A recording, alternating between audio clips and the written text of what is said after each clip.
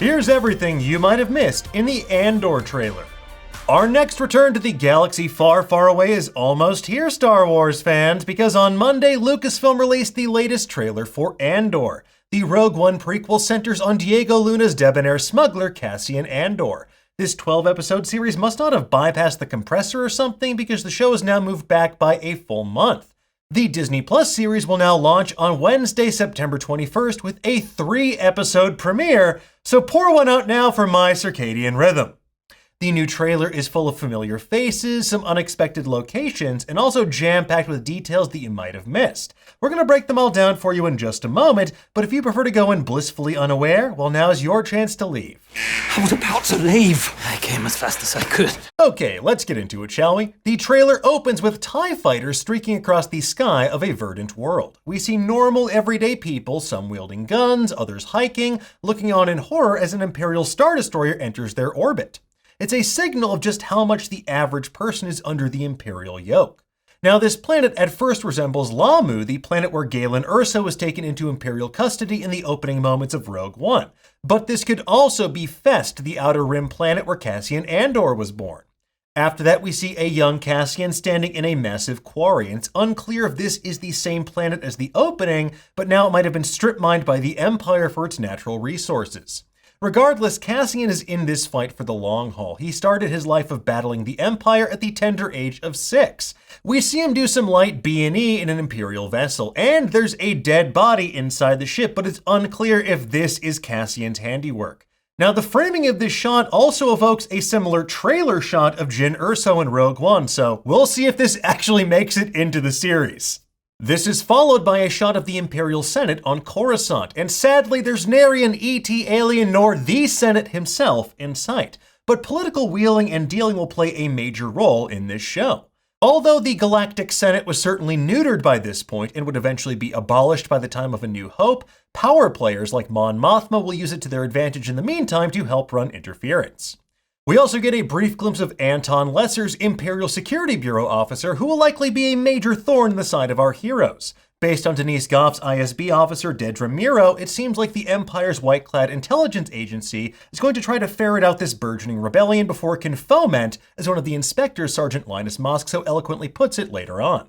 As an adult, we see Cassian infiltrating the Empire and being recruited for a mission by Stellan Skarsgård's character Luthen Rael. This is likely happening on the planet Ferrix, a desert world teased at Star Wars Celebration. We also see Dedra Meero flanked by Death Troopers on Ferrix in a town occupied by Stormtroopers, presumably looking for people sabotaging Imperial operations. More specifically, these look like Phase 2 clone troopers, part of the last waves of clones used by the Imperial Army before they were completely replaced by human conscripts. Now, at one point, Cassian walks through a gigantic Imperial shipyard where ships are being repaired, melted down for scrap, and generally showered in sparks. This matches where we see Luthen arrive in the first trailer. And while this could be a new planet, it resembles the planet Bracca from the intro of Star Wars Jedi Fallen Order, where Cal Kestis was lying low and working on decommissioned starships. Now, this isn't to say we'll see Cal appear in this series, but it's a cool potential connection nonetheless. Chances are this is all taking place on Ferrix so they can keep the action localized to that particular planet. But speaking of familiar faces, when Luthen mentions needing all the heroes he can get, we see, guess who? Old Two Tubes, one of the twin Tognath mercenaries who first appeared in Rogue One as part of Saw Gerrera's extremist cell, the Partisans. Now, the rifle here makes us think this might be Benthic, who also fought alongside Enfys Nest's Cloud Riders in Solo, a Star Wars story as well. But behind Old Two Tubes, we see an X-Wing sitting outside the Partisan base, and while they are ostensibly on the same side as Luthen, they give him a pretty hostile welcome when he goes to see Saw Gerrera, played once again by Forrest Whitaker. Based on this trailer, it feels like we could see a labor revolt of sorts on Ferrix as workers and citizens clash with black-armored Imperial riot police. We also see 3 mobile tac pods speeding towards the planet that could be Ferrix as well. And these are probably full of the inspectors, those blue-clad cop-like soldiers we see deploying. Based on LEGO set reveals at Star Wars Celebration, they are under the command of Cyril Karn, who will try to ambush and capture Cassian and Luthen. Later, we see an Imperial Lambda shuttle landing at a shipyard which transitions into Dedra Meero interrogating Adrian Arjona's mystery character. Based on the shots of the bell tower in the first trailer, it appears they're looking at the same hologram here, perhaps the cityscape of Ferrix.